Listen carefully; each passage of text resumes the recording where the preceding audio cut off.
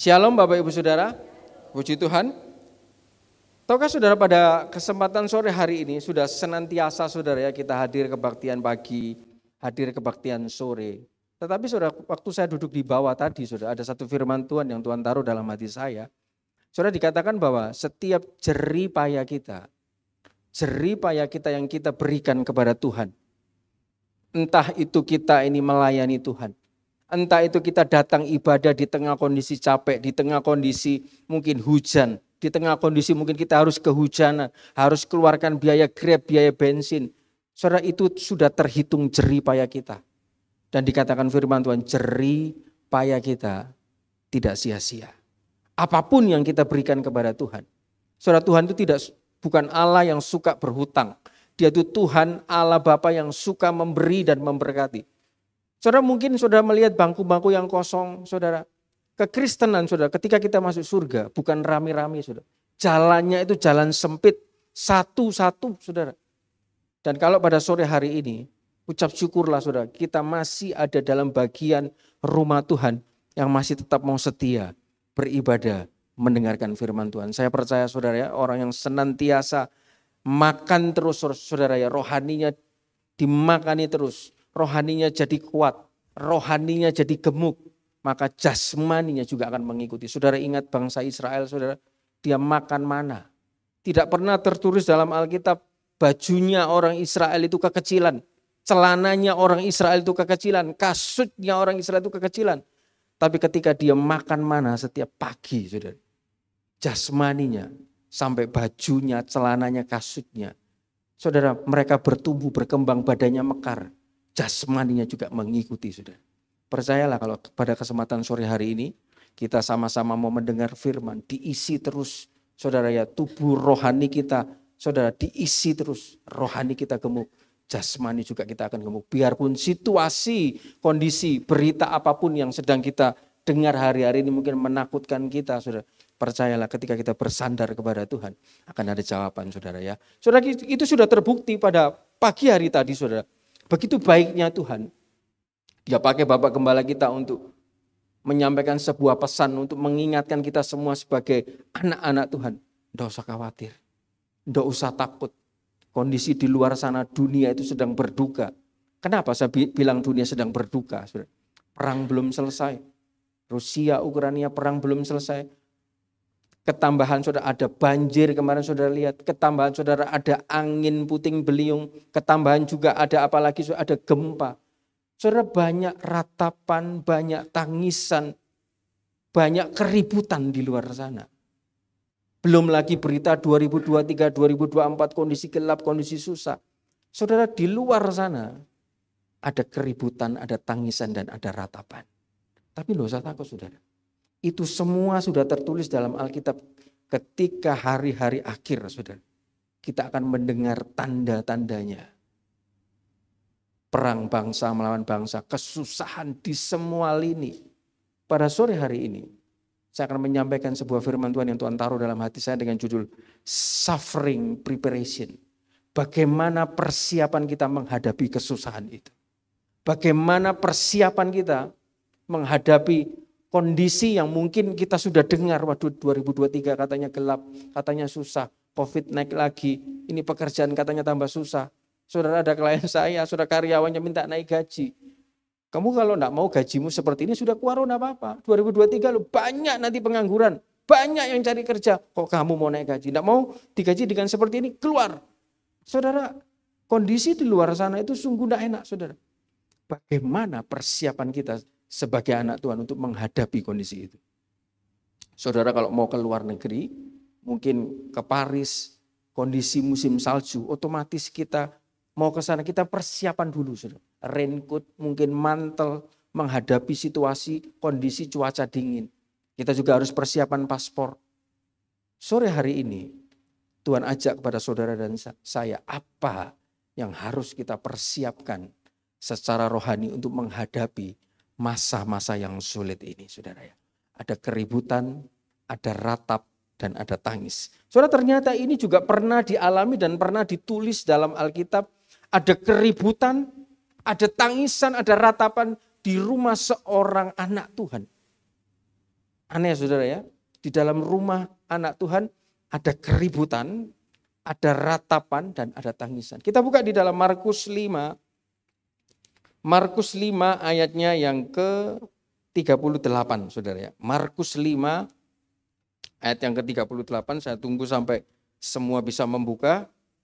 Saya akan bacakan buat saudara. Markus 5 ayatnya yang ke-38.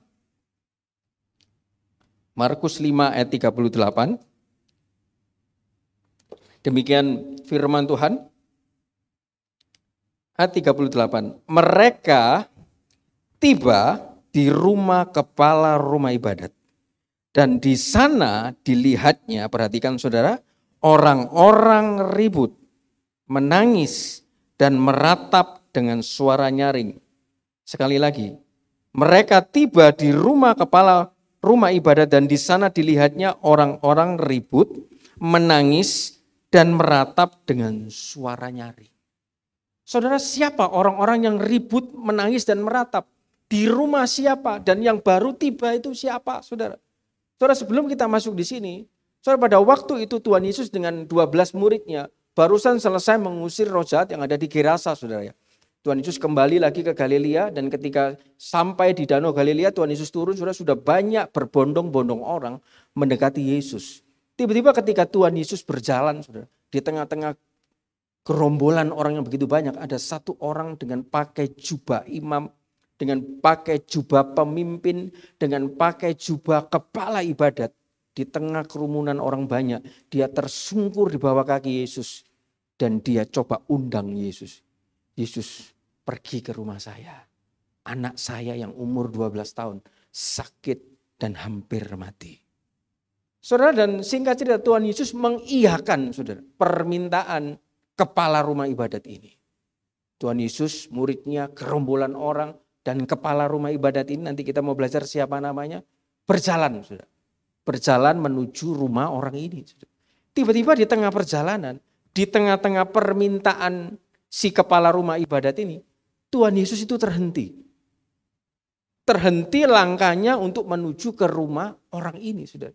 Karena ada seorang perempuan pendarahan 12 tahun juga memegang jubah Yesus. Dan singkat cerita, saudara, tiba-tiba anaknya yang tadinya dimintai tolong untuk Tuhan Yesus sembuhkan lagi sakit. Karena Tuhan Yesus terhenti, tiba-tiba mati. Saudara mungkin pernah saudara mengalami kita berdoa, minta tolong sama Tuhan. Tuhan, saya ada masalah. Tapi rasa-rasanya Tuhan Yesus tidak mendengar. Rasa-rasanya Tuhan Yesus terhenti. Kok masalah ini tidak selesai-selesai ya? Kok masalah ini kok belum ada jawaban ya? Kok masalah ini belum Tuhan tolong ya? Kok masalah ini aku sudah berdoa, sudah setia, puasa, doa pagi, doa malam, ibadah pagi, sore, tapi masalahku ini kok tidak kunjung selesai ya. Dan bahkan tambah lama, tambah berat, tambah lama, tambah berat. Kok bukan pertolongan? Seperti kepala rumah ibadat ini, saudara. Dia sudah betul ketika ada masalah dalam rumahnya, dia datang kepada Tuhan. Dia minta tolong bantuan kepada Tuhan. Tapi Tuhan Yesusnya terhenti. Saudara, ada satu kebenaran firman Tuhan. Ketika kita sudah berdoa, bagian kita berdoa, bagian kita minta tolong sama Tuhan. Tetapi ketika Tuhan belum menolong, masalah kita semakin berat. Masalah kita semakin di ujung tanduk. Saudara, jangan mundur. Jangan mundur, jangan menyerah, jangan meninggalkan Tuhan, jangan jauh daripada Tuhan. Saudara ingat malam, jam 12 kondisi malam itu gelap. Jam 1 tambah lama tambah gelap. Jam 2 tambah lama semua lampu jalan ada dimatikan, lampu rumah dimatikan semua. Menjelang jam 2 pagi, jam 3 pagi itu situasi semakin malam, semakin gelap, semakin pekat. Tapi justru situasi semakin gelap, semakin pekat itu mendekati terang.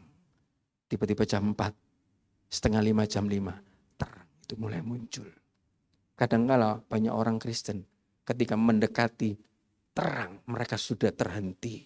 Mereka sudah menyerah. Tapi saudara, kepala rumah ibadat ini, Yairus ini namanya Yairus, saudara. Ketika dia dengar ada orang dari rumahnya datang. Sudah, kamu tidak usah repot-repot, anakmu sudah mati. Saudara, tidak ada satu kata pun dari Yairus keluar. Ini gara-gara kamu Tuhan. Aku ini sudah minta tolong kamu. Aku sudah berdoa, aku sudah cari kamu. Tapi masalah saya tidak selesai, malah sekarang anakku mati. Gimana nih Tuhan, salahmu ini. Saudara, tidak ada percakapan seperti itu Yairus. Dan tiba-tiba saudara, mereka semua ini tiba di rumah Yairus. Mereka itu berarti ada siapa? Ada Yesus, ada 12 muridnya. Ada Yairus dan ada gerombolan orang. Saudara, ketika saya baca ayat ini, saudara, mereka tiba di rumah kepala rumah ibadat yang di dalam rumah itu sedang ribut, sedang meratap, sedang menangis. Saudara, tiba-tiba Tuhan ingatkan saya, saudara, di dalam Matius 23:27. Saudara, kebanyakan orang, saudara, hamba-hamba Tuhan, semua orang yang melayani di gereja itu kedapatan seperti malaikat, saudara. Di mimbar, di atas, di gereja, baik semua. Tapi ketika pulang rumah, ada keributan, ada cekcok, suami, istri, suami dengan mertua, istri dengan mertua, anak dengan orang tua, saudara dengan saudara. Padahal dia pelayan Tuhan. Padahal dia ini hamba Tuhan. Ketika ada di gereja semuanya bagus, melayani, luar biasa ya. Tapi ketika di rumah ada keributan. Saudara, ini yang harus kita perhatikan. Saudara, kenapa penting sekali sebuah rumah, saudara ya? Tahukah saudara, rumah kenapa ya? Kalau rumah tidak dihuni, itu bangunannya cepat rusak. Saudara. Rumah kalau ditinggal kosong sebulan, coba saja. Seminggu, 2 minggu, sebulan saudara tinggal rumah saudara. Pasti entah itu temboknya retak, lantainya itu pecah saudara. Saya dulu pernah diizinkan kerja ada di kantor saudara, di Kelampis saudara ya. Dan ketika saya diizinkan ke klien saudara, selama berbulan-bulan, waktu itu saya tidak pernah ke kantor, 1,5 bulan saudara. Saya kembali ke situ, waduh kok sudah banyak sawangnya, lantainya sudah mulai retak. Karena tidak ada penghuninya. Dan ada juga rumah yang berpenghuni. Saudara mungkin pernah masuk ke rumah teman saudara, rumah tetangga saudara. Masuk rumah sini kok panas ya. Kok enggak enak, kok berat ya. Saudara, ternyata rumah itu menentukan enak, sejuknya, damainya itu tergantung apa yang ada di dalam. Itu rumah secara jasmani saudara. Tapi pada sore hari ini bagian pertama kita mau belajar bagaimana dengan rumah hati kita, saudara. Tuhan Yesus mencela di dalam Matius 23:27 dikatakan, celakalah kamu hai ahli-ahli Taurat dan orang-orang Farisi. Ahli Taurat, orang yang mengerti, yang ahli, yang katam, yang master dalam hal Taurat, dalam hal mengenai hukumnya Tuhan, hukumnya Musa, saudara. Ahlinya. Orang-orang Farisi yang mengerti adat istiadat Yahudi dicampur dengan masih ada persembahan-persembahan kepada Allah, saudara. Dengan perjanjian lama mereka hafal semua. Ini ahlinya, tapi Tuhan Yesus mengecam karena apa? Karena hidupnya penuh dengan tulang dan kotoran. Lihat saudara di dalam Matius 23:27, celakalah kamu hai ahli-ahli Taurat dan orang-orang Farisi, hai kamu orang-orang munafik sebab kamu sama seperti kuburan yang dilabur putih yang sebelah luarnya bersih. Tampaknya tapi yang sebelah dalamnya penuh tulang belulang dan pelbagai jenis kotoran. Saudara, saya pelajari di sini. Saudara, apa salahnya si ahli Taurat? Apa salahnya si orang-orang Farisi ini? Orang-orang yang senantiasa dihormati berdoa di pinggir-pinggir jalan dengan jenggot yang panjang, dengan pakai topi, saudara, dengan pakai baju sirah segala macam. Oh, ini ahli Taurat, ini orang Farisi, harus kita hormati. Ketemu mereka harus menunduk 3 kali, saudara. Karena mereka ahli Taurat, orang yang dituakan, orang yang dijadikan kepala. Saudara. Tetapi kenapa sama Tuhan Yesus dicela? Kamu kelihatan di luar bagus. Kamu kelihatan di luar melayani sinagoge. Kamu kelihatan di luar, kamu berdoa di pinggir-pinggir jalan. Tetapi dalammu, di dalamnya penuh tulang dan kotoran. Dari sini kita melihat saudara, Tuhan melihat setiap gereja, dia tidak melihat jumlah. Tapi dia melihat isi hati dalamnya. Bagaimana ketika banyak orang di dalam gereja, tapi seperti ahli Taurat, seperti orang Farisi. Saudara, saya banyak melihat saudara, gereja besar saudara.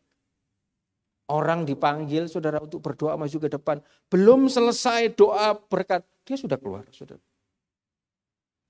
Saudara, ada sedikit tidak enak, saudara sudah marah-marah di dalam gereja. Padahal melayani di depan.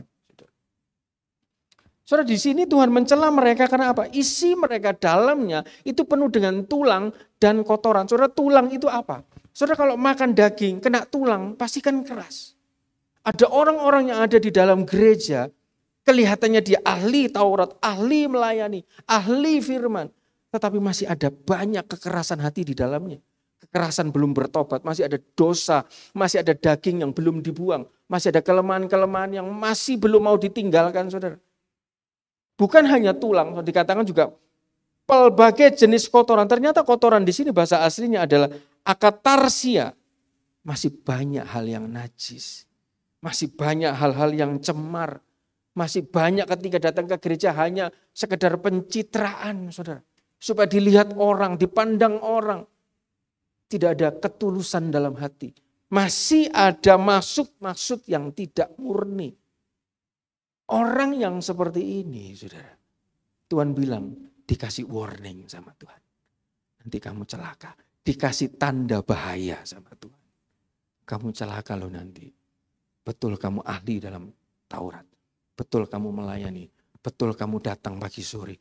Betul kamu setia. Tapi isi dalammu tulang dan kotoran. Tuhan kasih warning, tanda bahaya. Buang tulang ini. Buang kotoran ini. Saudara, bagaimana motivasi kita cari Tuhan pada sore hari ini? Saudara, rumah kita, ribut atau sukacita, ratap tangis atau tertawa, ditentukan dengan orang yang ada di dalamnya. Bagaimana keadaan orang itu? Bagian pertama kita belajar, kenapa kok rumah seorang pelayan Tuhan, seorang kepala rumah ibadat, kok penuh dengan ratapan dan tangisan? Satu kita belajar, yang kedua saudara, rumah itu bisa ribut. Saudara perhatikan, pada waktu rumah itu ribut, si kepalanya, si Yairusnya, ini sedang tidak ada di dalam rumah. Dia sedang keluar di dalam rumah. Artinya apa saudara? Di dalam sebuah rumah bisa terjadi keributan, bisa terjadi ratap dan tangis ketika kepalanya tidak berfungsi. Ketika kepalanya tidak berfungsi. Penting sekali dalam sebuah rumah seorang kepala, saudara. Diberkatilah orang laki-laki yang takut akan Tuhan. Ketika kepalanya takut akan Tuhan. Ketika kepalanya ini tidak penuh dengan tulang. Ketika kepalanya ini tidak penuh dengan kotoran, saudara. Pasti rumahnya, saudara, istrinya, anaknya, kondisi situasi rumahnya, orang-orang yang ada di dalam rumahnya semua tenang. Berapa kali orang masuk gereja sini menangis. Belum pernah menginjak gereja sini, saudara. Tapi karena rumah ini rumah ibadah, rumah Tuhan, sering diadakan kebaktian, sering ada pengucapan syukur, saudara. Orang belum pernah masuk gereja sini, tiba-tiba masuk, tiba-tiba dia bisa menangis. Sering kan kita dengar kesaksian dari Bapak Gembala, duduk di kantor Bapak Gembala, senang, enak, ngobrol lama. Saudara, kenapa? Karena orang yang ada di dalamnya, itu tergantung orang yang ada di dalamnya. Bagaimana hidupnya, bagaimana sikapnya. Saudara mau rumah saudara kuat kokoh, tidak rubuh. Kita mau lihat saudara bagian kedua di dalam Matius 7 ayat 24. Kenapa kepala rumah ibadat itu bisa ribut? Satu, kepalanya tidak berfungsi. Dua, Tuhan Yesusnya belum datang, saudara. Matius 7 ayat 24. Saudara, kalau mau rumah saudara itu kokoh, saudara ya. Kita lihat bagaimana caranya. Matius 7 ayat 24. Setiap orang yang mendengar perkataanku ini dan melakukannya, lihat saudara ya, mendengar perkataanku nya huruf besar ini dan melakukannya, dikatakan ia sama dengan orang yang bijaksana. Perhatikan, yang mendirikan rumahnya di atas batu, kemudian lihat, turun hujan, datang banjir, lalu angin melanda rumah itu. Tetapi rumah itu tidak rubuh, sebab didirikan di atas batu. Saudara mau rumah tangga saudara kokoh, rumah Tuhan di tempat ini kokoh, Rumah pekerjaan saudara kokoh. Rumah keuangan ekonomi saudara tetap kokoh. Walaupun ada badai, banjir, angin melanda. Tadi lihat saudara, ada badai, angin melanda. Hari-hari ini banyak angin, saudara berdoa saudara. Dosa pusing, waduh bangunanku ini lemah lek. Saudara, ada satu gereja tanda salib di Cianjur. Kiri kanannya kena gempa. Tapi gereja itu tidak hancur saudara. Bukan tergantung bangunannya. Bukan tergantung konstruksinya. Oke, konstruksi itu penting. Tetapi ketika itu ada Tuhan di sana. Ada orang-orang yang mau mendengarkan perkataan Tuhan. Dikatakan lihat saudara, mau mendengar perkataanku dan melakukan. Rumahnya itu akan kokoh. Pekerjaannya akan kokoh. Kesehatannya, rumah tangganya, masa depan anak-anaknya. Semua ada jaminan buat orang-orang yang mau mendengar dan melakukan firman. Pada sore hari ini kalau kita mau rumah tangga kita kokoh, hidup kita kokoh saudara. Kita dengar firman, jangan tidur. Kita lakukan ini firman saudara. Lihat saudara, dikatakan ada banjir, ada hujan, ada angin. Itu gambaran kesusahan yang begitu hebat. Tapi tidak ada satupun yang berhasil menembus rumah itu. Karena isi rumah itu orang yang senantiasa dengar dan melakukan firman. Saudara, kenapa pada waktu Yesus dia tiba di rumah itu, saudara, kondisi rumahnya Yairus itu sedang chaos. Ada ribut, ada tangis, ada ratap. Yang tadinya Yairus tidak ada, Yesus tidak ada, masih dalam kondisi ribut. Tetapi Yairus itu pintar saudara ya. Ketika ada kondisi yang tidak bagus, dia cari Yesus. Dia datangkan Yesus. Dia undang Yesus ke rumahnya. Dan ketika Yesus masuk ke rumahnya, lihat saudara. Ketika Tuhan Yesus masuk ke rumahnya, ayat yang ke-39, sesudah ia masuk, ia berkata kepada orang-orang itu, mengapa kamu ribut dan menangis? Anak itu tidak mati tetapi tidur. Ayat 40, tetapi mereka menertawakan dia.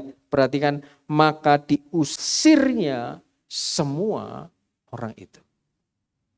Saudara, hari-hari ini apa yang membuat ribut di dalam rumah saudara, di dalam pekerjaan saudara? Usir. Oh berarti aku harus usir orang itu lek. Usir istriku, ini lek yang buat ribut itu ya iki suamiku iki lho. Wis enggak pernah ngasih duit, diminta duit yo pelit, enggak pernah memperhatikan istri. Sudah, oh ini yang ladinya ribut cerewet pula. Diusir lek, bukan saudara. Saudara, setiap rumah, lawan kita itu bukan orang-orang yang ada di sekitar kita, tapi lawan kita roh-roh yang ada di udara. Terus saudara senantiasa kalau dulu saya sekolah Alkitab, saudara, diajari, kalau rumahmu lagi ribut, orang tuamu lagi bertengkar, kamu sebagai anak berdoa, usir roh pertengkaran itu. Usir roh-roh jahat di tempat itu. Jangan sampai rumah kita ini kosong, saudara. Kalau kosong firman Tuhan apa? Iblis keluar, ngajak 7 temannya. Diporak-porandakan, jangan sampai kosong. Tidak ada mezbah di dalam rumah saudara. Tidak ada yang berdoa di dalam rumah saudara. Tidak ada yang menyembah di dalam rumah saudara. Sehingga rumah itu kedapatan kosong. Ketika kosong saudara, 1 plus 7, 8 yang masuk. Diporak-poranda semua.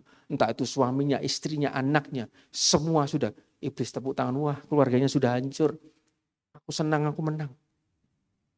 Ketika hari ini rumah saudara mungkin ribut. Berdoa cari Tuhan, undang dan usir. Dikatakan Tuhan bilang, diusir yang membuat ribut ini.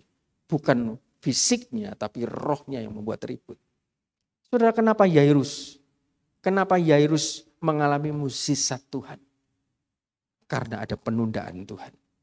Saudara, jangan dipikir ketika Tuhan belum menjawab doa saudara dan saya, itu habis, dunia hancur saudara. Tidak, saudara. Justru karena penundaan ini, satu melatih kesabaran Yairus, satu melatih imannya Yairus, satu melatih pengucapan syukurnya Yairus. Saudara, Tuhan juga kepingin lihat. Kenapa kok Yairus ditunda? Kenapa kok Lazarus ditunda? Sudah dilapori loh sama saudara-saudaranya, orang yang dikasih Yesus itu sedang sakit. Dikatakan firman Tuhan malah Tuhan menunda kepulangannya. Satu saudara, Supaya nama Tuhan, kemuliaan Tuhan itu lebih nyata. Jadi kalau saudara mengalami masalah, saudara berdoa, belum ada jawaban. Masalah lagi semakin lama semakin besar, semakin besar, semakin besar, semakin besar. Wah, ini pasti musisanya juga besar. Kalau cuma sekedar Tuhan Yesus datang, anaknya cuma disembahingi sembuh. Saudara, kemuliaannya Tuhan rasanya biasa. Saudara kalau senang mana dengar saksi orang disembuhkan sakit pilek, atau dengar saksi orang dibangkitkan dari orang mati. Kan beda, saudara. Jadi ketika kita menghadapi masalah dan ada penundaan dari Tuhan, ucapan syukur, saudara. Ini pasti ada sesuatu yang besar Tuhan mau lakukan dalam hidup kita. Tadi pagi lihat, saudara. Gara-gara BPKB itu semakin lama semakin besar. Besar. Besar itu apa? Dendanya, saudara. Orang kalau nyicil tidak bayar, telat itu ada denda, saudara. Besar, besar, besar, besar. Tapi ketika mengandalkan Tuhan, yang besar itu dikecilkan, dihilangkan. Oleh karena mengandalkan Tuhan.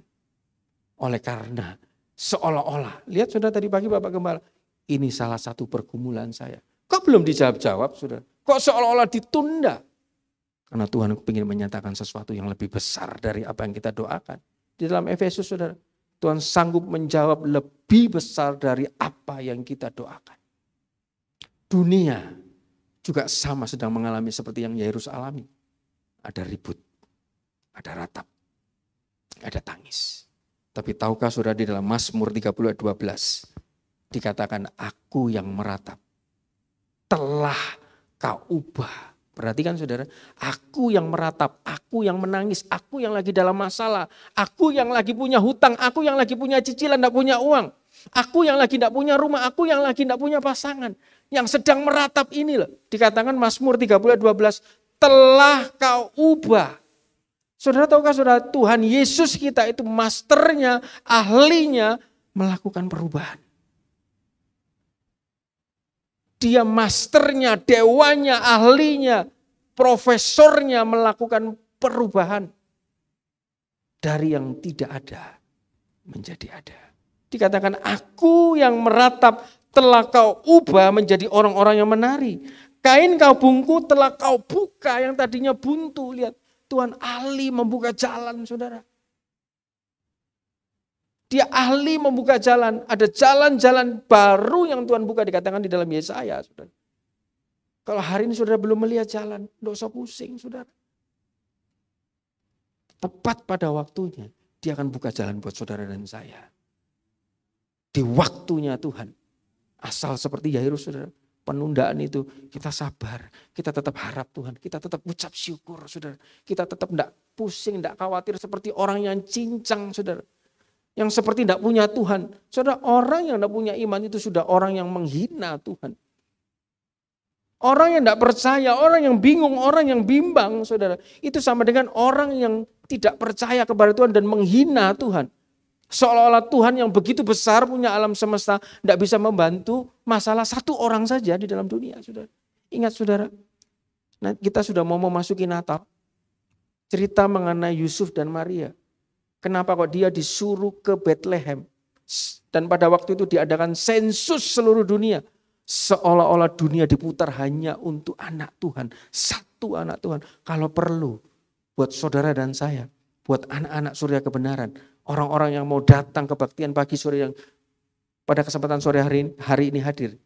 Dunia pun bisa diputar buat saudara dan saya. Itu kita harus punya iman seperti itu saudara. Dalam menghadapi kesusahan. Yairus tetap mengandalkan Tuhan. Tetap belajar mengucap syukur. Tetap sabar saudara. Kita belajar tokoh yang kedua. Kita hari ini cuma dua tokoh. Yairus dan Elia. Bagaimana persiapan mereka menghadapi masa kesukaran. Kita buka saudara, kita masuk ke dalam Elia, contoh kita yang kedua, 1 Raja-Raja 17. 1 Raja-Raja 17 ayatnya yang pertama sampai dengan yang ke-6, saya akan bacakan buat saudara, saya tunggu sampai semua bisa membuka. Ayat ini bagus sekali saudara, 1 Raja-Raja 17 ayat 1 sampai dengan ayat yang ke-6. Perikopnya mengenai Elia di tepi sungai Kerit. 1 Raja-Raja 17 ayat yang pertama demikian firman Tuhan. Lalu berkatalah Elia, orang Tisbe, dari Tisbe Gilead kepada Ahab, demi Tuhan yang hidup, Allah Israel yang kulayani, sesungguhnya tidak akan ada embun atau hujan pada tahun-tahun ini, kecuali kalau kukatakan. Kemudian datanglah firman Tuhan kepadanya, pergilah dari sini, berjalanlah ke timur dan bersembunyilah di tepi sungai Kerit, di sebelah timur sungai Yordan. Engkau dapat minum dari sungai itu dan burung-burung gagak telah kuperintahkan untuk memberi makan engkau di sana. Lalu ia pergi dan ia melakukan seperti firman Tuhan. Ia pergi dan diam di tepi sungai Kerit di sebelah timur sungai Yordan pada waktu pagi dan petang. Burung-burung gagak membawa roti dan daging kepadanya dan ia minum dari sungai itu. Saudara, pada waktu masa itu, saudara ingat saudara ya, Elia ini habis mengalahkan 400 Nabi Baal. Saudara. Dan sebelumnya dia ini sudah berdoa, istilahnya setengah dikutuk. Aku berdoa tidak akan turun hujan sampai aku katakan, dan pada waktu itu 3,5 tahun saudara. Musimnya kering. Musimnya kesusahan, air susah. Saudara, tanaman semua tidak bisa tumbuh, saudara. Banyak orang-orang yang mati sehingga mereka menyembah dewa-dewa Baal, minta pertolongan, ini gimana ini caranya. Satu orang menghadapi 400, satu orang menghadapi Ahab, satu orang menghadapi seluruh bangsa Israel pada waktu itu, saudara. Karena Ahab sedang memimpin bangsa Israel. Dan tiba-tiba saudara, setelah Elia ini mengalahkan 400 Nabi Baal, saudara.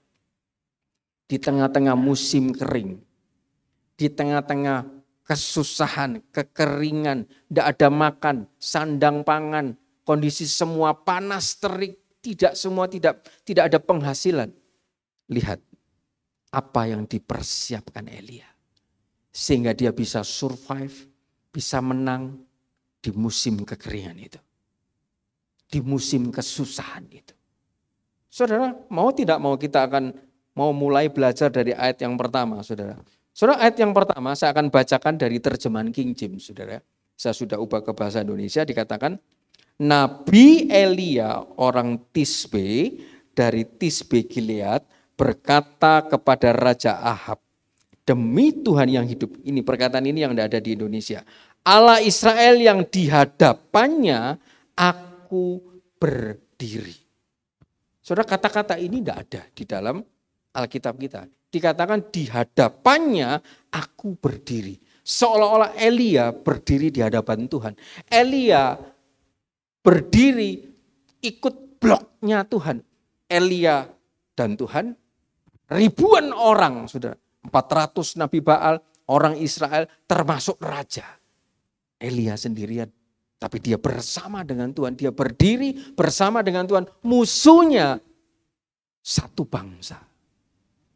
Orang top, orang berkuasa. Tapi lihat saudara, pada waktu itu dia sudah punya masalah, musim kering juga. Apa yang dipersiapkan Elia? Tahukah saudara, Elia itu arti namanya apa? Yehovah is my strength. Yehovah is my God. Dikatakan apa? Yesus Allahku, Yehovah adalah satu-satunya andalanku. Saya tidak janjian dengan pimpin pujian, saudara. Tapi arti nama Elia, Yehovah adalah satu-satunya kekuatanku. Elia menjadikan Yehovah, Yehovah Rafa, Yehovah Nisi, Yehovah Shalom. Ada 7 Yehovah, saudara.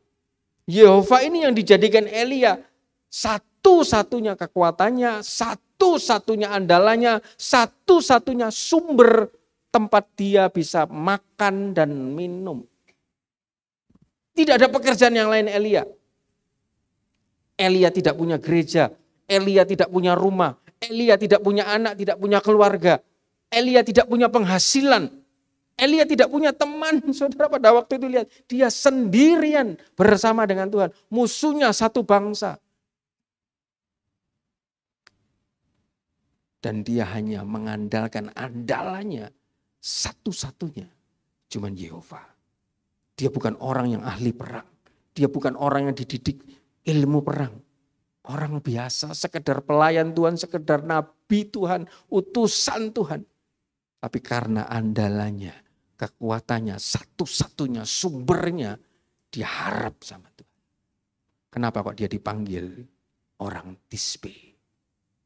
Alkitab jelas mengatakan Elia orang Tisbe. Saudara, Tisbe itu artinya sumber pertolongan pada situasi yang sulit. Karena Elia andalannya, kekuatannya cuma Tuhan. Saudara, sore hari ini ya, coba kalau nanti pulang makan, paling andalan saudara, istri saya masak. Andalan saudara, oh di depan ada yang jualan nanti.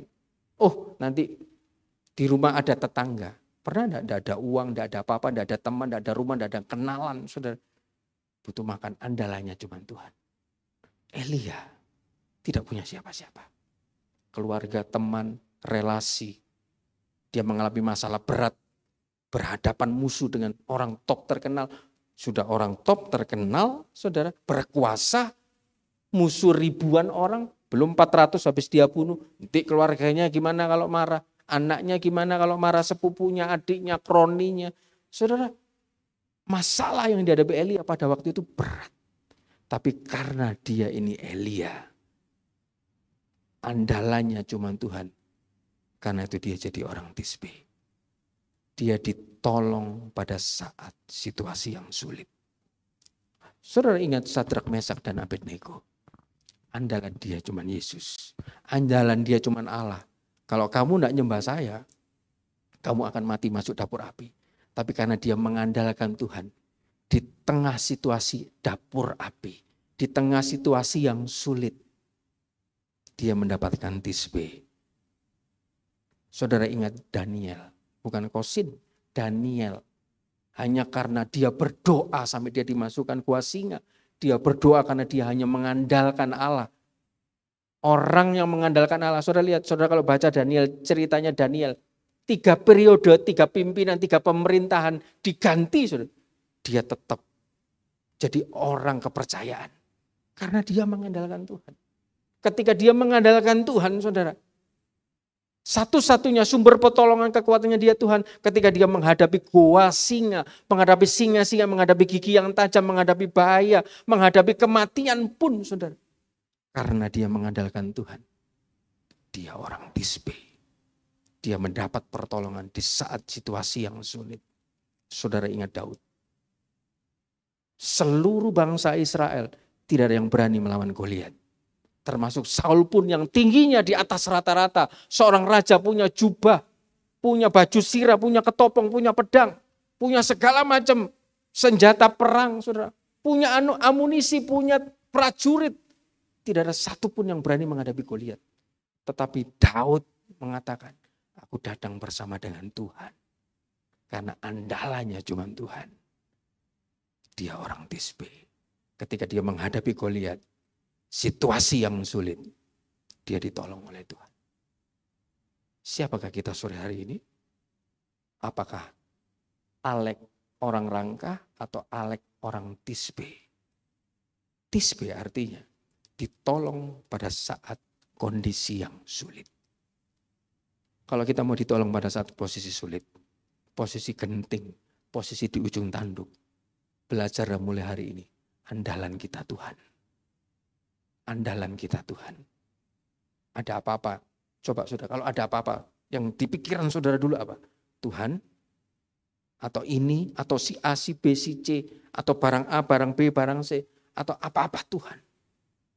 Saudara, Elia itu tidak punya persediaan. Saudara. Kalau punya rumah kan enak, saudara. Dia menghadapi perang, ada luka-luka, mungkin ada betadin, ada istri yang bisa garuk belakang, ada pijet belakang. Dia tidak punya siapa-siapa. Tapi karena dia mengandalkan Tuhan, dia disebut orang Tisbe. Tapi Alkitab juga mencatat, Nabi Elia orang Tisbe dari Tisbe, Gilead. Saudara, Gilead itu adalah rock region. Generasi batu. Dia berasal dari satu tempat yang penuh dengan batu. Dia berasal dari satu tempat, saudara kalau tempat itu penuh dengan bebatuan, pasti kan tidak ada rumput, kering, tandus. Sudah ditinggalkan banyak orang, sudah tidak akan dilirik. Kalau perumahan saudara tandus, pasti banyak orang tidak mau beli. Kalau perumahannya hijau, subur saudara, tanahnya bagus, situasinya dingin, sejuk. Pasti banyak orang yang mau. Tetapi Elia dari satu kota, dari satu tempat yang penuh dengan batu. Kering. Tidak dilirik orang, tidak dilihat orang. Tidak diperhitungkan orang. Tapi Allah kita, sekali lagi dikatakan Allah kita, dia ahlinya merubah. Walaupun Elia yang tadinya bukan siapa-siapa. Tidak banyak orang melihat dia. Dari tempat yang kumuh, mungkin backgroundnya jelek. Mungkin pengalamannya tidak ada. Mungkin studinya, edukasinya tidak punya. Tapi karena dia mengandalkan Tuhan, biarpun dia dari tumpukan batu. Biarpun seolah-olah dia tidak dilirik orang. Tapi Tuhan ahlinya merubah. Orang yang merendahkan diri akan diangkat dan ditinggikan Tuhan. Lihat Yusuf, saudara. Ketika dia dibuang di dalam sumur, tidak ada satupun orang yang mau menolong dia. Ketika dia dijebloskan dalam penjara, tempat yang tidak enak, tidak ada satupun orang yang menolong dia. Tapi sekali lagi, Tuhan kita, Bapa kita, ahlinya merubah sesuatu yang tidak mungkin menjadi mungkin. Bukan hanya sekedar kalau merenovasi gampang, saudara ya. Tapi kalau mendirikan, membangun rumah itu yang susah. Lah hal-hal yang susah ini ahlinya Tuhan. Ini Tuhan, ini ahlinya. Kalau sekedar hal-hal yang gampang, oh gampang aku sudah sekolah, punya gelar S1, bekerja, ngelamar bekerja, diterima, saudara itu gampang. Gampang itu saudara. Gimana caranya kalau saudara punya penghasilan 1 bulan 100 juta, saudara bisa nyicil rumah di Grafamili atau di Pakuan, itu gampang saudara. Gimana kalau penghasilan saudara pas-pasan, saudara punya hutang, minus, punya kebutuhan belum dilengkapi, tiba-tiba saudara punya kebutuhan untuk beli mobil, untuk punya rumah, tidak punya apa-apa saudara. Disitulah ahlinya Tuhan itu di situ. Yang mustahil menjadi tidak mustahil. Elia dari Gilead yang tidak dikenal orang. Tapi Tuhan angkat dia naik. Bukan hanya di dunia, saudara. Saudara tahu ceritanya dia juga sampai diangkat naik ke surga. Dan dikatakan di sini, Nabi Elia orang Tisbe dari Tisbe Gilead berkata kepada raja. Lihat, bukan berkata kepada tetangganya, bukan berkata kepada siapa-siapa. Berkata kepada orang yang punya kuasa. Pemimpin bangsa. Lihat saudara, kadang orang itu menghadapi orang itu keder. Orang ini, kalau kita tidak tahu backgroundnya itu biasa. Tapi orang ini uangnya triliunan. Orang ini punya pabrik. Orang ini mobilnya bukan sekedar Mercy S500, Rolls Royce. Wah, jadi sudah ada pesanan, sudah mau ngomong itu rasanya grogi. Tapi lihat saudara, Elia ini, orang yang mengandalkan Tuhan ini. Dia berbicara kepada orang nomor 1 punya kuasa. Berkata kepada raja, demi Tuhan yang hidup. Saudara tidak pernah Alkitab mencatat dia ketemu sama Tuhan. Dia berhadapan muka dengan Tuhan. Seperti Musa, seperti Abraham. Tapi dia bisa punya iman demi Tuhan yang hidup. Sore hari ini saudara, Tuhan Yesus itu kita adalah Allah yang hidup. Dia bukan patung, dia punya hati, dia punya rasa, dia punya mata bisa melihat kita, dia punya telinga bisa mendengar doa kita. Dan bukan hanya itu, dia punya kuasa untuk menolong saudara dan saya. Karena dia hidup. Demi Tuhan yang hidup. Dia berbicara apa? Sesungguhnya tidak akan ada embun atau hujan selama beberapa hari. Saudara, Elia lebih memilih mendengar suara Tuhan daripada mendengar suara orang-orang di sekelilingnya. Saudara tidak gampang loh kalau saudara hari ini disuruh Tuhan ngomong ke Jokowi ya. Ngomongnya yang berseberangan dengan dia. Pasti kan keder saudara. Belum menghadapi protokolnya. Belum menghadapi jenderalnya. Belum menghadapi TNI-nya. Waduh takut saudara. Ngomong sama orang ini. Tapi lihat saudara. Elia. Dia memilih mendengar suara Tuhan. Dia memilih berdiri bersama dengan Tuhan. Hari ini saudara berdiri di bloknya siapa? Di bloknya Tuhan, mendengar suara Tuhan, atau di bloknya yang opposite dengan Tuhan. Adam lebih mendengar suara istrinya. Kain lebih memilih meninggalkan Tuhan. Saul lebih memilih mendengar suara rakyat, saudara. Orang-orang ini, hasil ceritanya, dia semua tidak bertahan. Hari ini siapa yang saudara dengar? Suara Tuhan atau suara yang lain? Kalau kita mendengar suara Tuhan, kita berdiri di dekat Tuhan, saudara ya. Percayalah, akan ada hal yang luar biasa, saudara. Saudara, di dalam Yakobus 5 ayat 17 sampai 18, saudara. Ini juga bercerita mengenai Elia, saudara ya. Yakobus 5 ayat 17 sampai 18. Saudara, dikatakan Elia itu manusia biasa. Tapi dia sungguh berdoa. Hari ini bagaimana doa kita? Apakah kita berdoa dengan sungguh-sungguh? Saudara, berdoa itu seperti mengisi cawan, saudara. Saudara, kalau baca kita Wahyu, saudara, saya jelaskan Wahyu 5 ayat 8, saudara ya. Itu di surga, itu saudara, ada malaikat yang tugasnya membawa satu cawan bokor, isinya doanya orang-orang percaya. Jadi ketika saudara berdoa, belum ada jawaban, saudara, terus berdoa. Karena saudara berdoa ini seperti mengisi cawan, saudara. Ketika cawan ini sudah penuh di dalam Wahyu 5 ayat ke-8, ketika sudah penuh maka cawan ini akan dihadapkan, dibawa kepada Allah. Kalau belum penuh tidak akan dibawa, saudara. Di surga itu banyak pekerjaan, saudara. Salah satu pekerjaannya ada malaikat, ada makhluk-makhluk surga tertentu yang tugasnya membawa cawan isi-isinya doa kita semua. Bisa dibuka, saudara mungkin agak ragu. Wahyu 5 ayat ke-8.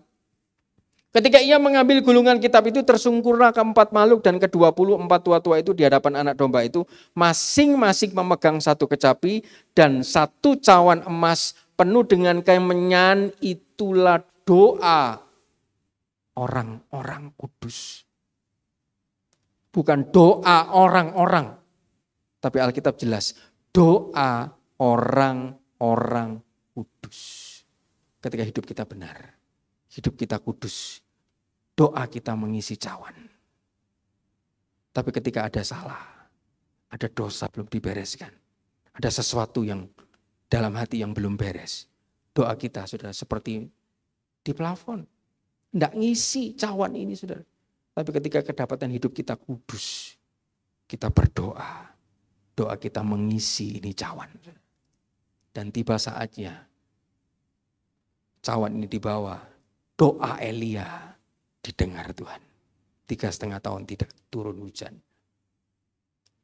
3,5 tahun terjadi musim kesusahan, musim kering. Dan lihat saudara, persiapannya Elia apa? Ketika dia menghadapi musim kering itu. Ayat yang kedua, 1 Raja-Raja 17 ayat kedua. Kemudian datanglah firman Tuhan kepadanya. Pergilah dari sini, berjalanlah ke timur dan bersembunyilah di tepi sungai Kerit di sebelah timur sungai Yordan. Saudara ingat posisinya Elia habis mengalahkan Nabi Baal 400. Dia habis bercakap-cakap atau habis berseteru dengan pemimpin bangsa, dengan Ahab. Aku berdoa seperti disumpahi ya. Kita sumpahi nanti kamu ya. Negara ini, negaramu tidak akan turun hujan selama ini. Saudara pastikan manggal nyumpahi pemimpin negara. Saudara kalau kemarin lihat G20, saudara, mic-nya Joe Biden saja mati, saudara. Dia cuma ngomong sama SPG-nya. Soundmu bagus sekali ya. Wih, SPG-nya sudah keder, saudara, sampai diwawancarai sama TV. Soalnya yang dihadapi ini, saudara, world leader, pemimpin negara, saudara. Jadi tidak main-main, saudara. Pada waktu itu Elia yang dihadapi itu pemimpin bangsa waktu itu. Dia habis berseteru dengan orang ini. Lihat saudara, dia lari kemana? Dia tidak mencari bantuan temannya, mencari bantuan mungkin tentara-tentara orang-orang kuat. Tidak saudara, dikatakan ayat kedua. Kemudian datanglah firman Tuhan. Dalam menghadapi musim kering, Elia tidak bertindak sendiri. Elia mengawalinya dengan firman Tuhan. Tadi pagi sempat dibahas, saudara ya. Carilah dahulu kerajaan Allah. Semuanya, makan, minum, pakai akan ditambahkan kepada kita. Termasuk plus ketika kita ada masalah. Elia ketika dia menghadapi masalah ini, masalah yang sudah terjadi, dia berurusan dengan orang-orang berkuasa, masalah yang terjadi pula, dia tidak punya rumah, dia tidak punya tempat persediaan, dia tidak punya istri, tidak punya anak yang bisa membackup dia, saudara, bisa membuat dia survive, bisa dia pulang ke rumah, tidur dengan nyaman. Saudara, siapa yang mau diandalkan Elia? Cuman Tuhan. Dan dia tidak melangkah sendiri, saudara. Dia tidak ngamuk sama Tuhan, ya apa sih aku sudah, kamu suruh ngomong sama raja ini, sekarang aku ini loh, gimana nasibku? Saudara, tidak, dia tenang, saudara. Karena dia percaya ucapannya, dia punya Allah yang hidup. Allah yang hidup, dia punya pendengaran, dia punya mata, dan indranya itu begitu tajam. Kapan hari saya sudah pernah ngomong, saudara, murid-muridnya, berapa mil indranya Tuhan dia tahu. Muridnya sedang kepayahan. Saudara, Elia pada waktu itu dia mengawalinya dengan firman sehingga ada penyediaan, ada penambahan, ada mukjizat daripada Allah. Yohanes 1 ayat 1 sampai 3 dikatakan apa, saudara? Pada mulanya adalah firman, firman itu bersama dengan Allah dan firman itu adalah Allah. Ya, pada mulanya bersama dengan Allah, segala sesuatu dijadikan oleh Dia. Ya, segala sesuatu dijadikan oleh Dia dan tanpa Dia tidak ada satupun yang jadi. Hari ini ketika pegangan kita firman, pegangan kita ayat-ayat firman, saudara lihat, dari sesuatu yang tidak ada, dari sesuatu yang belum muncul, belum disetujui, belum mendapat otorisasi. Tapi ketika kita pakai firman, mengandalkan kekuatannya Tuhan, bukan kekuatan sendiri. Wis pokoknya terobos saja, maju terus. Mungkin bisa, tapi hasilnya bisa lulu lantas. Tetapi ketika kita mengandalkan Tuhan, kita dengar firman. Tadinya yang tidak ada, bisa menjadi ada. Yang tadinya tidak mungkin, bisa menjadi mungkin. Yang tadinya tidak disetujui, akhirnya disetujui. Yang tadinya sulit, jadi gampang. Yang tadinya hilang, jadi kembali. Ketika kita mengawalinya dengan firman, dari yang tidak ada menjadi ada. Dan dikatakan, saudara, apa suara firman-Nya? Pergi ke timur. Saudara, matahari terbit dari timur atau dari barat, saudara? Matahari terbit dari timur. Kenapa kok Alkitab mencatat, Elia, kamu pergi ke timur, ke tempat matahari terbit, ke tempat terang.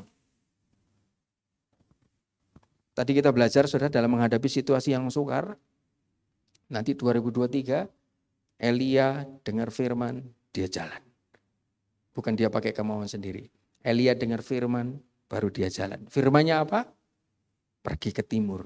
Pergi ke tempat terang, tempat matahari terbit, tempat kekudusan Allah. Saudara tahu, dalam kemah suci, saudara, tempat ruang Maha Kudus itu ada di bagian timur.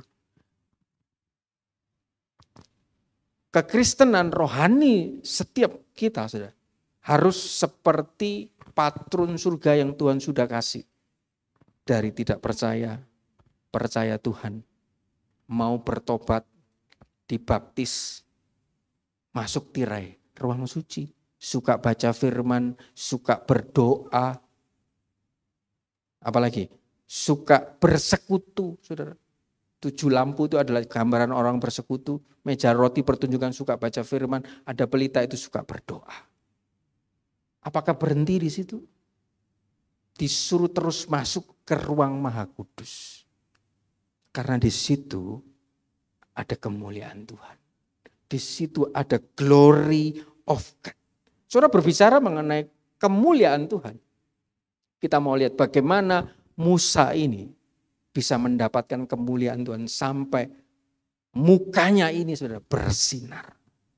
Orang tidak berani lihat Musa. Pemimpin gereja padang gurun Musa. Pendeta gereja padang gurun Musa. Gembala gereja padang gurun Musa. Mukanya bersinar. Dia mendapatkan kemuliaan Tuhan. Bagaimana? Kita buka di dalam Keluaran 40 ayat 33 sampai 34. Keluaran 40 ayat 33 sampai dengan ke 34. Saya akan bacakan buat saudara. Keluaran 40 ayat 33. Saya tunggu sampai semua bisa ketemu. Keluaran 40 ayat 33, demikian firman Tuhan, didirikannya tiang-tiang pelataran sekeliling kemah suci dan mezbah itu, dan digantungnya tirai pintu gerbang pelataran itu, demikianlah diselesaikan, perhatikan, demikianlah diselesaikan Musa pekerjaan itu. Ayat 34, lihat. Lalu awan itu menutupi kemah pertemuan dan kemuliaan Tuhan memenuhi kemah suci. Setelah Musa menyelesaikan pekerjaannya, setelah Musa menyelesaikan pelayanannya, pekerjaan pelayanan apa yang disuruh sama Tuhan, saudara? Musa, kamu bangun kemah suci. Saudara, bangun kemah itu tidak gampang, saudara. Harus kamu cari kain dari bulu, dari kulit lumba-lumba. Harus ada kayu ukurannya sekian, harus ada kain warna ini ukuran sekian. Bawahnya harus disaput dengan emas, ada yang disaput dengan tembaga. Papanya dari ini, saudara, sulit. Musa mendengar suara Tuhan, dia lakukan suara itu. Dan suara itu suara yang sulit, saudara. Tapi dikatakan, Musa selesaikan pekerjaan itu. Saudara, kalau baca di dalam ayat 1 sampai 32, saudara, lihat begitu rumitnya pekerjaan dilakukan Musa untuk membangun kemah suci ini. Dan setelah selesai, dia suruh Tuhan bilang, panggil Harun dan anaknya, urapi mereka. Celup mereka. Sudah diurapi, disuruh percik dengan air, saudara. Setelah selesai pekerjaan Musa, glory of God, kemuliaan Tuhan itu muncul. Saudara mau kemuliaan Tuhan muncul dalam kehidupan kita semua? Saudara mau kita semua bisa berhubungan dengan Tuhan? Orang-orang yang bisa berhubungan dengan Tuhan adalah orang-orang yang set by God order. Atau adalah orang-orang yang sudah melakukan pekerjaan sesuai dengan yang Tuhan mau. Saudara, tidak gampang buat kemah suci. Ada ukurannya, ada tebalnya. Tapi dia lakukan tepat seperti maunya Tuhan. Orang yang melakukan pekerjaan, pelayanan, rumah tangga, memberikan persembahan tepat sesuai dengan maunya Tuhan. Kemuliaan Tuhan bisa turun. Dan kemah itu, saudara. Kenapa, saudara? Saudara, kemah itu kan pindah-pindah. Mobile. Kemah mobile. Ketika ada tabut, saudara, hadirat Tuhan muncul. Setelah selesai, diringkesi semua, dibawa. Tempat yang tadinya ada hadirat Tuhan, sudah tidak ada, saudara. Karena tabutnya dibawa. Tabut itu berhenti di mana? Dipasang lagi kemahnya, saudara. Ada persembahan, ada korban, hadirat Tuhan turun lagi. Setelah selesai, diringkes semua. Pergi ke tempat lain lagi, di situ tidak ada hadirat Tuhan, saudara. Saudara, kemah Tuhan ini adalah gambaran hidup saudara dan saya. Di dalam Roma, tubuh kita ini adalah bait suci. Kemahnya Tuhan, tempat tinggalnya Tuhan. Harusnya orang Kristen, dimanapun dia berada, dimanapun kakinya menginjak, ada hadirat Tuhan. Di Roma mengatakan, saudara, tubuh kita ini bait suci. Kemah tempat kediaman Allah. Tabernakel, tempat kediaman Allah. Itu begitu banyak maunya Tuhan untuk diset di sana. Kamu mau masuk di sini harus bawa minyak narwastu, harus bawa keliningan, harus bawa darah domba. Kamu juga harus disucikan dulu selama beberapa minggu. Begitu banyak aturannya. Yang intinya cuma satu. Ketika kamu ketemu saya, kondisimu harus kudus, kondisimu harus benar. Ketika kondisi kita selalu benar, kita ini seperti kemah suci yang berjalan, yang mobile kemanapun. Ke tempat kita kerja, ke tempat kita berenang, ke tempat kita bulu tangkis, ke tempat kita mungkin ketemu klien, ke tempat kita mungkin ketemu sama orang-orang. Kita bawa hadirat Tuhan, karena kita ada mobile kemah suci. Elia, saudara, disuruh Tuhan pergi ke timur. Hidup kita, Tuhan juga untuk mempersiapkan kita menghadapi situasi yang sulit, kita harus pergi ke timur. Pergi ke tempat yang tambah lama tambah kudus. Tambah lama tambah kudus, tambah lama tambah benar, tambah lama tambah kudus. Dan bukan hanya timur, dikatakan pergi ke timur, bersembunyilah di tepi sungai Kerit. Saudara disuruh Elia ini bersembunyi, saudara. Bersembunyi itu adalah tinggal diam di timur, tinggal diam di satu tempat yang kudus. Saudara, firman Tuhan mengatakan dalam Yohanes 15 ayat 7, kalau engkau di dalam aku dan aku di dalam engkau, firmanku ada di dalammu, mintalah. Ketika hidup kita set ke timur, pikiran kita, hati kita, mulut kita, reaksi kita, perbuatan kita, pelayanan kita, persembahan kita, pekerjaan kita, rumah tangga kita set ke timur. Kita bersembunyi di balik timur, di balik kekudusan Allah. Maka Yohanes 15 ayat 7, kita minta apapun juga, Tuhan akan beri. Dan bukan hanya itu, dikatakan bersembunyi di tepi sungai Kerit, di sebelah timur sungai Yordan. Sungai Yordan bahasa aslinya adalah Yarden, yang artinya descendant, tempat yang menurun. Semakin lama semakin turun, semakin lama semakin turun, dibawa rendah, dibawa ke bawah. Orang kalau dibawa naik senang, tapi orang kalau dibawa turun, dibawa ke bawah, dibawa melayani hal-hal yang tidak enak. Disuruh melayani hal-hal yang susah, yang sulit, bukan melayani hal-hal situasi yang basah, hal yang sulit, hal yang susah. Ini Yarden, saudara. Elia disuruh pergi ke sungai Kerit, dekat dengan sungai Yordan. Kerit artinya dipotong. Kerit artinya disepit. Saudara, tanaman-tanaman ini tadi, saudara, kalau ada yang mati-mati itu pasti dipotongnya semua. Supaya tumbuhnya lebih bagus. Dalam masa-masa kesukaran, anak-anak Tuhan harus mau tinggal di Kerit. Harus mau ada yang dipotong. Jam tidurnya dipotong. Dia harus berdoa. Keuangannya dipotong. Jangan kamu keuangannya untuk dirimu sendiri. Perhatikan untuk orang lain. Waktunya dipotong. Pekerjaannya dipotong. Jangan kamu urus pekerjaan saja. Urus kamu hubunganmu dengan saya bagaimana. Nanti di masa-masa yang sukar, kalau kita mau survive, kita harus mau kita dipotong, saudara. Kerit dipotong. Harus mau descendant Yarden dibawa Tuhan turun. Dibawa ke tempat yang tidak enak, saudara. Saudara, di dalam Matius 23:12 dikatakan apa, saudara? Orang yang merendahkan diri akan ditinggalkan Tuhan. Saudara, bola kalau saya lempar ke bawah, pasti mentalnya ke atas. Semakin banter saya lempar ke bawah, semakin mentalnya ke atas, semakin tinggi. Semakin kencang saya lempar bola itu ke bawah, semakin naiknya tinggi. Semakin Tuhan bawa kita ke Yarden, ke bawah, sudah keras, sudah tidak enak, kita kuat. Kita sabar. Akan ada waktunya peninggian itu daripada Tuhan. Saudara, di gambar itu, di slide saya kasih satu hamba Tuhan yang sekarang sudah meninggal, namanya Reinhard Bonnke. Dia terlahir di Jerman. Orang tuanya sudah punya gereja cukup besar. Di Jerman sudah negara maju, negara adikuasa. Semua dia dapat di Jerman. Hidupnya enak di Jerman. Papanya gembala, jemaatnya banyak, saudara. Dia tercukupi semua di Jerman. Tiba-tiba umur 10 tahun dia mendengar panggilan Tuhan. Reinhard, kamu nanti akan melayani di Afrika. Anak umur 10 tahun. Tiba-tiba dia datang sama papanya.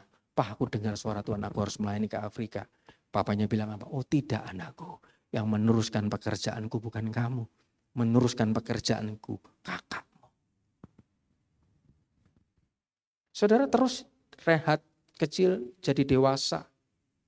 Terus Tuhan berbicara dan dia terus lakukan panggilannya itu dengan apa, saudara? Dia mulai pelayanan kecil-kecilan, saudara. Dia tidak punya gereja. Dia mulai menolong orang-orang yang susah. Dan menolongnya itu bukan orang-orang yang ada di daerah maju. Dia pikir daerah yang Afrika. Daerah Afrika. Daerah tandus. Daerah orang kulit hitam. Semua black, saudara. Hitam semua. Ada apa di sana? Tidak ada. Ada ketandusan, ada apa-apa. Tapi banyak jiwa di sana. Tapi dia mulai dari skup kecil. Dia bantu anak-anak yang busung lapar, yang sakit, yang tidak bisa makan. Saudara, dia bawa dokter, dia buat persekutuan, dia tidak punya gereja, dia sewa tenda kecil. Hari Minggu dia ibadah, habis itu selesai. Ada tenda untuk pertolongan mereka. Terus dilakukan. Sampai akhirnya tendanya itu sudah tidak muat, saudara. Tadinya cuma 10 orang, 100 orang, 200 orang, 500 ribu. Sampai akhirnya ratusan ribu. Tendanya sudah tidak muat untuk dia buat kebaktian. Sampai akhirnya dia sewa 1 stadion. Dan saat itu 79 juta dimenangkan oleh Bonnke. Dari dia mengalami Yarden. Dia awali dengan situasi bawah. Orang kulit hitam kecil, tidak ada yang lihat dia. Tidak ada yang supply dia. Tidak ada yang bantu dia. Tidak ada donatur yang tolong dia. Dia hanya mengandalkan Tuhan. Umur 79, Reinhard Bonnke dipanggil Tuhan. Tapi ketika dia mau memulai dari timur, Kerit, Yarden, Tuhan percayakan sesuatu yang besar, saudara. Kita kembali ke Elia. Setelah Elia disuruh ke sungai Kerit, dekat Yarden, ayat 4, saudara. Kita mau segera berakhir, dikatakan 1 Raja-Raja 17, ayat yang keempat, dikatakan engkau dapat minum dari sungai ini. Engkau dapat minum dari sungai itu dan burung-burung gagak telah kuperintahkan untuk memberi makan engkau di sana. Ayat 6 langsung, pada waktu pagi dan petang burung-burung gagak membawa roti dan daging kepadanya dan ia minum dari sungai itu. Saudara lihat, perintah Tuhan cuman simple. Elia dalam musim kering, dalam musim yang susah, kamu pergi ke timur, hidup semakin lama semakin kudus. Kamu pergi ke tepi sungai Kerit, harus mau kalau ada yang dipotong, disepit, ada orang memaki kita tidak boleh balas, saudara. Harus mau ke sungai Yarden, dibawa Tuhan turun, saudara. Habis selesai ketika Elia mau mendengar suara itu, barulah penyediaan Tuhan. Pertolongan Tuhan itu mulai muncul. Dikatakan apa, saudara? Kamu bisa minum dari sungai itu. Saudara, Tuhan mengatakan minum dari sungai. Saya tidak bayangkan bagaimana air sungai Kerit ya. Kalau airnya keruh gimana? Saya belum sempat cari, saudara, bagaimana kadar air pada waktu Elia di sungai Kerit dan bagaimana keadaan sungai Kerit hari ini. Kemarin saya cari masih belum ketemu, saudara ya. Tapi Tuhan bilang jelas perintahnya, dapat minum dari sungai itu. Untuk bertahan hidup hanya boleh minum dari satu sumber. Sungai Kerit. Saudara kalau mau bertahan hidup di dalam situasi yang susah, sumber saudara cuma satu. Tuhan Yesus. Air kehidupan, sumber pertolongan saudara cuma satu. Elia cuma boleh minum dari sungai Kerit. Cuman air tawar. Tidak boleh air teh, kopi. Mungkin Bapak Gembala sering minum lingse segala macam, saudara. Tidak boleh air-air yang lain. Cuman boleh minum air sungai Kerit. Dan Elia tidak pernah sakit perut, saudara. Tidak pernah dicatat air sungai Kerit sama Elia dipanasi dulu supaya steril. Tuhan cuma bilang, minummu dari air sungai. Tuhan tidak bilang, ambil dari air sungai, kamu panasi, itu di situ banyak bakteri, berarti enggak, minumnya, sumber minumnya, untuk kebutuhan dia hidup, sumber minumnya cuma satu sumber, sungai Kerit. Saudara dan saya kalau mau bertahan hidup di waktu yang susah, sumber kita cuma satu. Jangan ada sumber yang lain, jangan ada Allah lain. Jangan ada andalan-andalan lain. Jangan ada kekuatan-kekuatan lain selain Tuhan. Sumber kita cuma satu. Harus satu. Elia supaya mau hidup. Tahu gak saudara, Elia hidup 1,5 tahun di sungai Kerit, di tepi sungai Kerit. Dan minumnya itu cuma dari air. Nah kalau Elia bosan. Tuhan bosan, Tuhan aku ini kepingin jus. Ya sekali-sekali kayak jus nanas supaya ini asam uratku turun. Jus jambu supaya darah tinggi segala macam. Saudara enggak boleh loh. Tuhan cuma bilang minumnya dari sungai, sumbernya cuma satu. Kita lihat makannya. Ternyata minum dan makannya diperhatikan loh sama Tuhan. Seperti tadi pagi makan, minum, pakai. Sore hari ini jelas Tuhan ngomong, engkau dapat minum. Berarti kan minumnya Elia diperhatikan. Minumnya tadi kita sudah tahu dari satu sumber. Sekarang kita lihat makannya. Dan burung-burung gagak telah kuperintahkan untuk memberi makan engkau di sana. Saya berhenti lama. Kenapa ya Tuhan suruh burung gagak? Kenapa enggak burung Raja Wali? Kenapa enggak burung merpati? Kan masih banyak burung-burung yang bagus. Burung gagak adalah burung yang najis. Burung pemakan bangkai. Paruhnya itu sering dimakan untuk bangkai. Bangkai itu banyak setnya, banyak lumutnya, banyak kotorannya.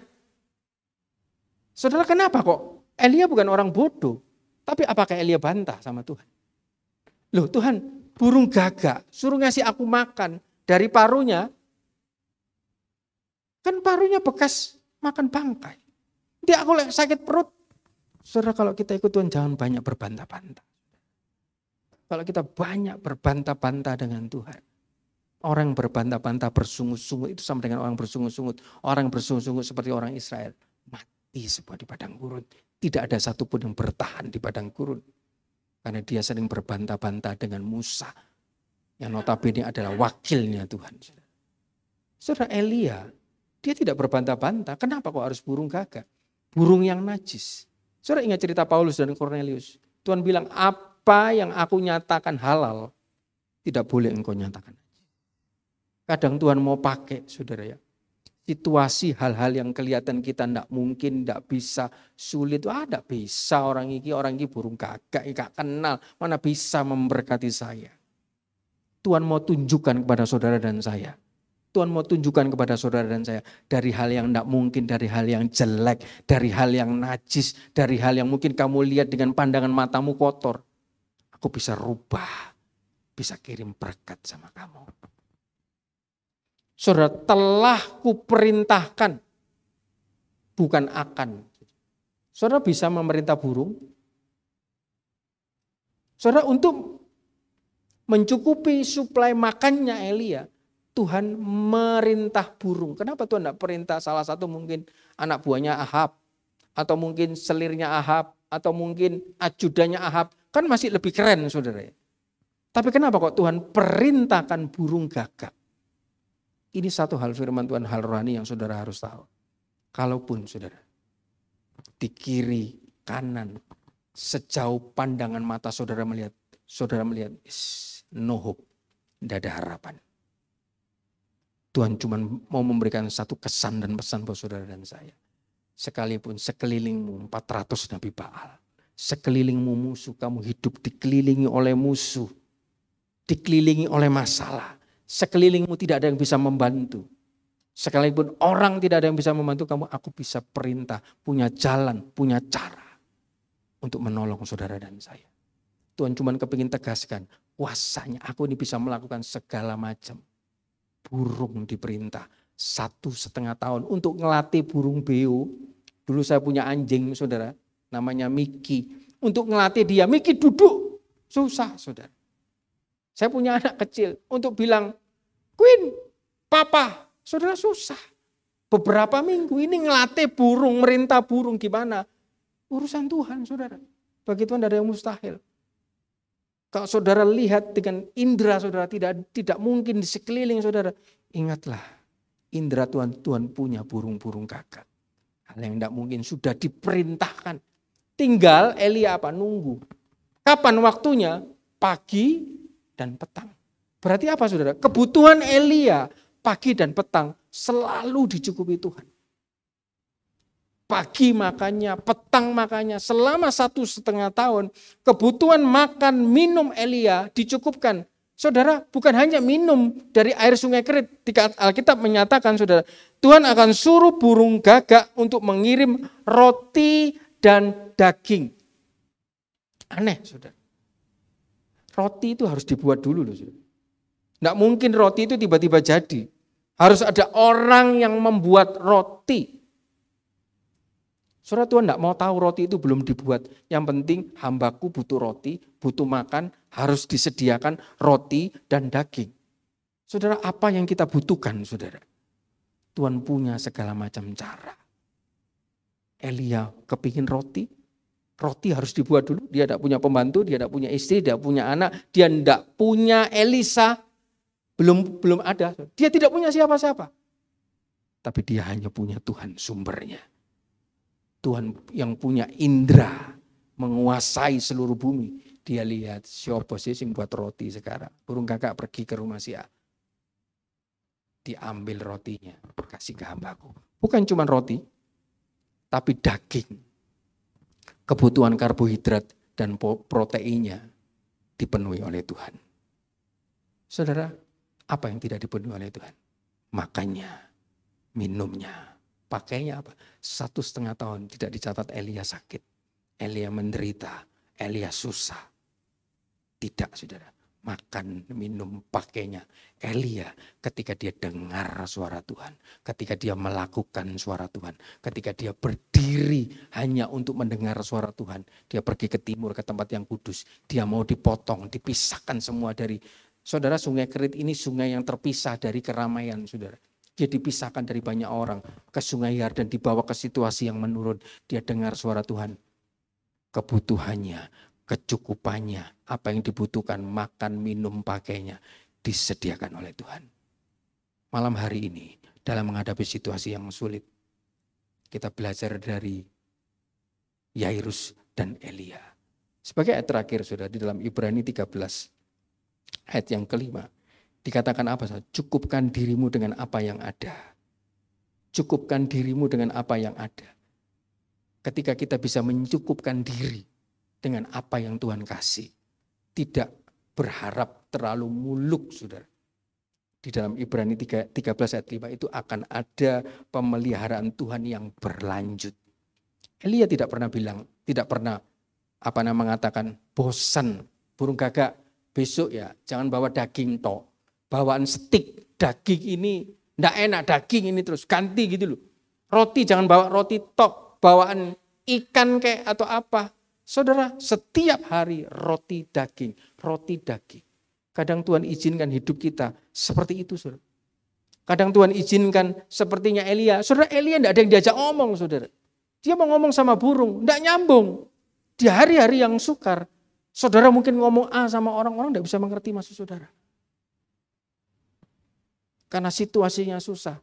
Bagaimana cara kita menghadapi? Hanya kita bersandar kepada Tuhan. Sebagai satu kesaksian akhir, saudara. Saya akan tutup dengan satu kesaksian. Saudara, ada seorang pengusaha dari Alaska, saudara ya. Dia sedang ada urusan bisnis di Alaska. Dan tiba-tiba dia mau pulang kembali, saudara. Pulang kembali ke tempatnya, ke rumahnya. Dan untuk pulang kembali dia harus naik sebuah pesawat baling-baling. Dia dan temannya, dia naik pesawat yang baling-baling itu, ternyata cuma dia, temannya, dan seorang pilot, sudah. Dan tiba-tiba pengusaha ini terbang ke atas, dan langit yang tadinya cerah, langit yang tadinya terang, saudara, tiba-tiba jadi gelap.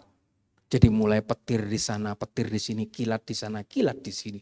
Dan tiba-tiba pilotnya ngomong sama pengusaha ini yang notabene orang Kristen. Pak, tolong doakan saya ya. Loh kenapa? Aku ini punya penyakit kecenderungan kalau aku melihat petir, melihat hujan, aku pingsan. Loh kamu kalau tahu ada hujan ngapain kamu terbangan saya? Tadi di bawah aku sudah ngecek Pak ramalan cuaca itu tidak ada badai, tidak ada hujan, makanya aku berani terbang. Nah sekarang tiba-tiba ada hujan, tiba-tiba dia pingsan. Blek. Pengusaha ini dan temannya bingung sudah. Dia tidak bisa menerbangkan pesawat baling-baling ini. Tiba-tiba dia ambil itu, halo-halo, saudara. Dia bilang, mayday, mayday, mayday, mayday, help me, mayday, mayday. Tiba-tiba ada pesawat Boeing yang mendengar mayday-nya dia dan dia bilang, kenapa kamu ini pilotku pingsan, tunggu sebentar, aku akan hubungan kamu dengan menara terdekat. Tidak lama, saudara, menara terdekat itu, dia ngomong, Pak, saya sudah lihat posisimu, letakmu di mana aku tahu. Saya bisa melihat kamu, tapi kamu tidak bisa melihat saya. Tuhan kan begitu, saudara. Dia bisa melihat kita, tapi kita tidak bisa melihat dia. Tiba-tiba suara itu ngomong, Pak, Pesan saya cuma satu, di sini ada manual book bagaimana cara mengemudikan pesawat ini. Pesan saya cuma satu, jangan lihat keluar, jangan lihat keluar, jangan lihat badainya, jangan lihat kilanya. Cukup dengar suara saya. Saya akan pandu Bapak untuk mengemudikan pesawat ini. Saya percaya Bapak akan selamat. Pesan saya, jangan lihat keluar, jangan lihat badainya, jangan lihat jendela. Cukup dengar suara saya. Cukup dengar suara saya. Saudara, akhirnya saudara di situ dia cuma dengar suaranya, suara dari menara itu. Pak, pegang alat ini, tekan tombol ini. Kamu lihat arah di monitormu, kamu belokkan ke kiri, terus ke sini, belokkan ke sini, tekan ini. Dia dengar suara itu, terus tiba-tiba biarpun terjadi sedikit goncangan, tiba-tiba pesawat itu sudah mendarat. Bisa mendarat. Tapi saking syoknya, pengusaha ini turun dari pesawat, saudara. Dia nginep ke sebuah hotel. Malam-malam diketok. Dibuka pintu. Pak, kenalkan. Saya suara yang tadi berbicara kepada Bapak. Dia peluk Bapak itu tadi. Pak, selama saya bekerja, beberapa kali pilot yang mengalami kondisi turbulence, itu pesawatnya tidak berhasil selamat. Karena dia sering melihat keluar, melihat kilat, melihat petir. Sehingga dia terganggu, sehingga dia tidak bisa mengemudikan pesawat dengan baik. Jatuhlah pesawatnya. Tapi Bapak, saya kasih jempol. Bapak bukan pilot, tapi Bapak hanya mendengar suara saya dan bisa mendaratkan pesawat. Dia peluk pengusaha itu, dia pulang. Seringkali Tuhan seperti suara itu, saudara. Hidup kita seperti ada di tengah-tengah turbulence. Ketika kita perhatikan turbulence, kesusahan, keributan, tangisan, kita tidak akan bisa selamat. Tapi ketika kita bisa mendengar suara Tuhan, nanti kita pulang, kita akan dipeluk sama Tuhan. Dan dikatakan, sabatlah hai anakku, engkau telah melakukan hal yang baik. Puji Tuhan, saya berharap pada sore hari ini, saudara diberkati oleh firman Tuhan.